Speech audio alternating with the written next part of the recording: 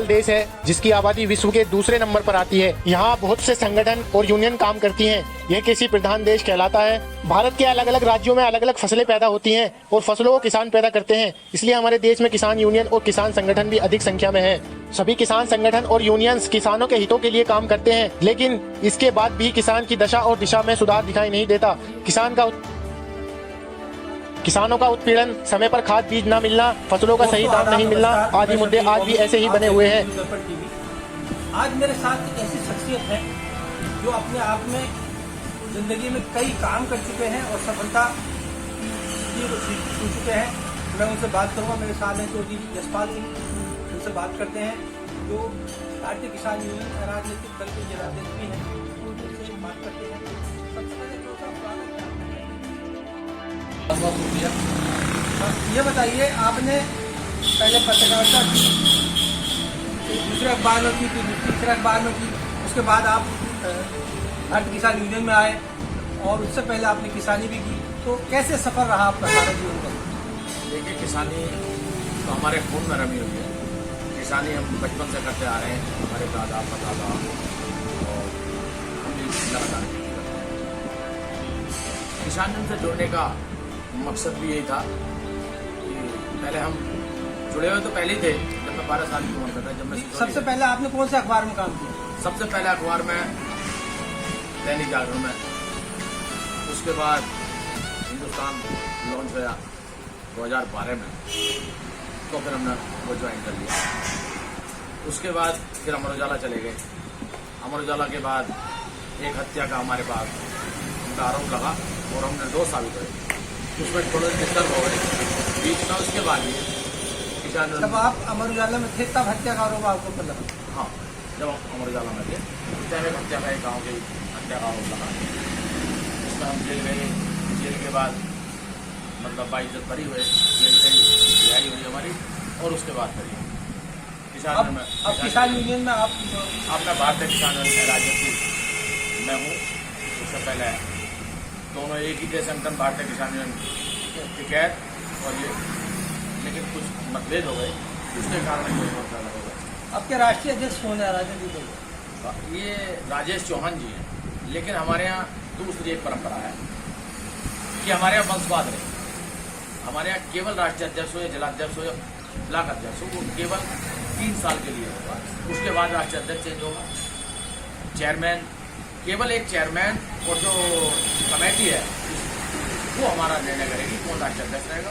हर 3 साल में उसकी द्वारा होगी कौन प्रदेश अध्यक्ष रहेगा, जिला अध्यक्ष, ये केवल 3 साल रहेंगे। उसके बाद अच्छा, हिंदुस्तान में कितने ये इस तरह के भारतीय किसान यूनियन के संगठन हैं? देखिए, किसानों से जुड़े हुए लगभग 350 संगठन है। कुछ जो सरकार सपोर्ट करती है, जैसे बीजेपी का आरएसएस है, या ये राजनीतिक दलों के अलग है। लेकिन वैसे जो काम कर रहे हैं, जो राजनीतिक कहते हैं अपने आप को, कोई राजनीति से कोई मकसद नहीं, वो भी लगभग पूरे देश में 350। अच्छा, उत्तर प्रदेश में कितने सक्रिय हैं? इस सक्रिय की और निष्क्रिय की कुछ क्षेत्र है। जैसे मान लिया कुछ 2 जिलों में है, कुछ 4 जिलों में है, कुछ 10 जिलों में है। लगभग पूरे प्रदेश में 2 ही संगठन इस टाइम है जो हर जिले में जिलाध्यक्ष हैं उनके, और संगठन काम कर रहे हैं। कौन कौन से संगठन है? जैसे भारतीय किसान यूनियन है और भारतीय किसान, 2 ही संगठन है जो लगभग हर जगह काम पूरे उत्तर प्रदेश काम कर रहे हैं। हाँ, काम कर रहे हैं, जो हर जिला अध्यक्ष है, हर जगह ब्लॉक अध्यक्ष है पूरे भारत में, उत्तर प्रदेश में, और जिनके हर भारतीय किसान यूनियन कैसे आपके अलग होने का कोई मुख्य वजह थी? हाँ, उसके कई कारण थे। जैसे सबसे बड़ा कारण था जो दिल्ली में 13 महीने आंदोलन आपने देखा होगा, उसमें आप शामिल थे? हाँ, उसमें संयुक्त रूप से उसे लड़ा गया। लेकिन मतभेद वहीं उभरने लगे थे, क्योंकि कुछ मुद्दों पर एक राय न होने का कारण। उसका कारण ये था कि उसमें 4, जब वो आंदोलन चल रहा था, सरकार ने वार्ता के लिए जितने 350 के 300 संगठन थे, वो लगभग 4 मुद्दों पर सहमति बन गई थी। बिजली अमेंडमेंट बिल, एक प्रदूषण प्रणाली वाला जो जलाने वाला था, और तीसरा था एमएसपी गारंटी कानून, और चौथा था कृषि कानून। ये यानी सारे भारतीय किसान यूनियन के जितने संगठन है, हाँ, सब में एक राय उभर के एक मत बना। हाँ, एक मत बनी जिनमें ये 4 मुद्दे, हाँ, ये 4 मुद्दे केवल लास्ट में पटल करेंगे जो सरकार से वार्ता के लिए। हाँ, लेकिन उसमें जो था, सरकार बिजली अमेंडमेंट बिल में मान गई थी, पराली वाले में सरकार मान गई थी, लेकिन कुछ संगठन एमएसपी को नहीं चाहते। जैसे हरियाणा और पंजाब से जुड़े हुए जो थे, जैसा चंडोली थे या राजेवाल थे, वो लोग ये नहीं चाहते कि एमएसपी गारंटी करनी मिले, क्योंकि वहाँ मंडियों का इतना बढ़िया सिस्टम है कि वो लगभग फसल का 90%, गेहूँ और धान का 90% लगभग वो जो है सरकार। अच्छा, ये जो आपका दल है राजनीतिक दल भारतीय किसान यूनियन, इसके कुछ मुख्य मुद्दे दूसरे दलों से अलग हैं या वही हैं लगभग? नहीं, उसके दो हैं। एक तो हम किसी का चुनाव में कोई प्रचार नहीं करेंगे, सबसे पहला तो ये कि हम अराजनीतिक हैं। टिकैत साहब ने एक किसी मकसद से उसे जोड़ा गया था अराजनीतिक, वो शुरू की स्थापना के टाइम टिकैत महेंद्र सिंह टिकैत ने नहीं जोड़ा था।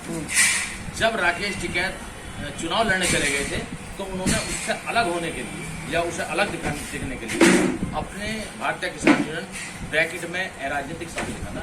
खुद महेंद्र सिंह टिकैत ने अपने कलम जिसे राकेश टिकैत ने काटा। तो अच्छा, ये आपके संगठन के मुख्य उद्देश्य क्या है किसानों को लेकर? देखिए, दो मुद्दे होते हैं। ये जो किसान यूनियन है या कोई भी संगठन हो जो राजनीतिक रूप से लड़ाई लड़ता है, वो एक प्रेशर ग्रुप का काम करता है। वो सरकार पर केवल दबाव बनाए गए और वो अपनी मांगों को मनवाने की कोशिश करता है। किसानों की पहले मंगवाने की कोशिश हाँ, करें। दो चीजें होती हैं, पहले वार्ता और उसके बाद प्रेशर।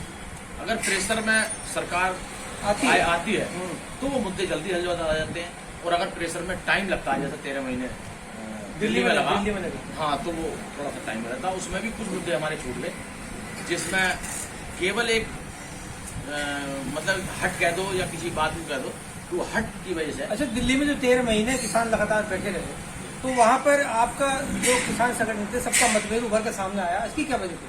मतभेद केवल मुद्दों पर आया, कुछ राजनीतिक लालसा के कारण आया। जैसे कुछ लोग चुनाव में चले गए, उनकी इच्छा थी कि चुनाव उनके अंदर मतलब अंदर की जो वो थी राजनीति वो बाहर आने लगी, और लगातार किसी दल को या सरकार को टारगेट करके हमारा केवल मुद्दों पर लड़ाई है, सरकार से हमारी कोई व्यक्तिगत लड़ाई नहीं अच्छा, होती। आज जिला मुरादाबाद के जिला अध्यक्ष हैं, तो आप जिला मुरादाबाद के किसानों के लिए क्या मैसेज देना चाहेंगे? देखिए, सबसे जो मेन चीज़ है यहाँ वो गन्ने की लगातार लागत, जैसा अभी एक घोषित करा उन्होंने केंद्र सरकार ने, तो 10 रुपये बढ़ाए। कारण क्या है? वो 10 रुपये MRP जो FRP जो बढ़ाई है, उसमें मेन चीज़ है कि उन्होंने जो रिपोर्ट दी है CSE ने, तो उसमें गलत है। जो 156 रुपये लागत बताई है गन्ने की प्रति कुंटल, और जो हमारे क्या कहते हैं इसे, कई अलग जो सरकारी वो हैं, पंतनगर वाले ने या उधर का एक और है हरियाणा वाला, तो उसने जो बताया है उसको 310 रुपये पिछले वर्ष 310 रुपये लागत बताई थी प्रति कुंटल। तो लगभग जो कारण था कि लागत का 50% हम देंगे, जो C2+50 की जो किसान लगातार मांग कर रहे हैं, लेकिन ये सरकार जो दे रही है वो FL2 दे रही है। FL2 में किसानों की समझ में लेट आती है कि C2+50 और FL2 में अंतर क्या है। पहला ये है कि FL2 में लागत प्लस जमीन का किराया और उसका 50% मुनाफा, ये C2+50 में आता, और सरकार जो दे रही है वो लागत का 50% दे रही है FL2। राजनीतिक दल जिला मुरादाबाद की कितने तहसीलों में सक्रिय है आपका संगठन? हमारा पूरे ब्लॉक में और पूरे अधिकतर पूरे मुरादाबाद के हैं, शहरी तहसील और शहरी ब्लॉक संगठन सक्रिय है आपका लगातार है। आखिर में समाज को क्या मैसेज देना चाहेंगे किसानों को? जो नए किसान हैं, छोटे किसान हैं, सीमांत 10-20 बीघे, उनके लिए क्या मैसेज देना चाहेंगे? छोटे किसान हैं जो लगभग 5 बीघे या 3 बीघे मतलब 1 हेक्टेयर के नीचे वाले किसान, वो आत्मनिर्भर, वो केवल अपने परिवार को पालने के लिए जो अन्न पैदा करते हैं वो करते हैं, वो मार्केट के लिए अन्न पैदा नहीं करते।